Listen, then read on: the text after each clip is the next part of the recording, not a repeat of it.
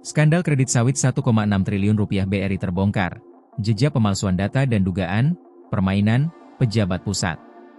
Kejaksaan Tinggi Sumatera Selatan resmi menetapkan 6 orang tersangka dalam kasus dugaan korupsi pemberian fasilitas pinjaman atau kredit Bank BRI kepada PT Buana Sriwijaya Sejahtera dan PT Sri Anda Lestari. Nilai kerugian negara dalam kasus ini mencapai 1,689 triliun rupiah, menjadikannya salah satu perkara korupsi terbesar yang pernah ditangani Kejati Sumsel.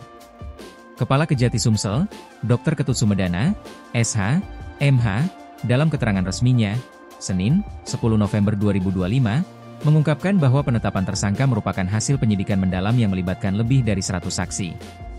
Kepala Kejati Sumsel, Dr. Ketut Sumedana SH.MH, mengatakan penetapan tersangka dilakukan setelah penyidik menemukan bukti kuat dari hasil pemeriksaan terhadap lebih dari 100 saksi dan sejumlah dokumen perbankan.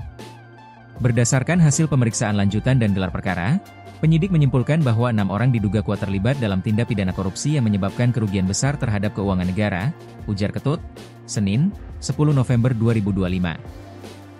5 tersangka yakni MS, DO, ED, ML, dan RA telah ditahan selama 20 hari ke depan di Rutan Kelas 1 Palembang dan Lapas Perempuan Kelas 2B Merdeka Palembang. Sedangkan WS belum ditahan karena sedang menjalani perawatan di rumah sakit.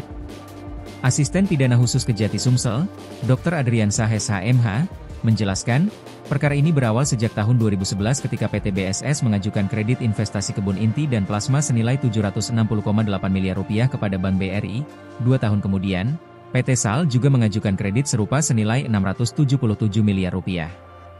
Dalam proses pengajuan dan pencairan, ditemukan penyimpangan serius seperti pemalsuan data, analisis kredit yang tidak sesuai fakta, serta penggunaan dana yang tidak sesuai dengan tujuan kredit, ujar Adriansah.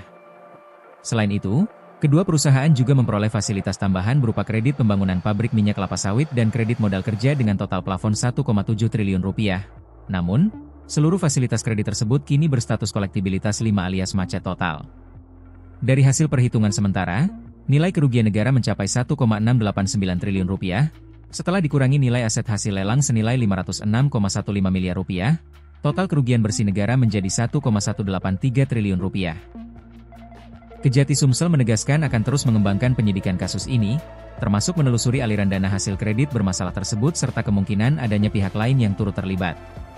Kasus ini masih terus kami dalami, tidak menutup kemungkinan akan ada tersangka baru, tegas Adriansah.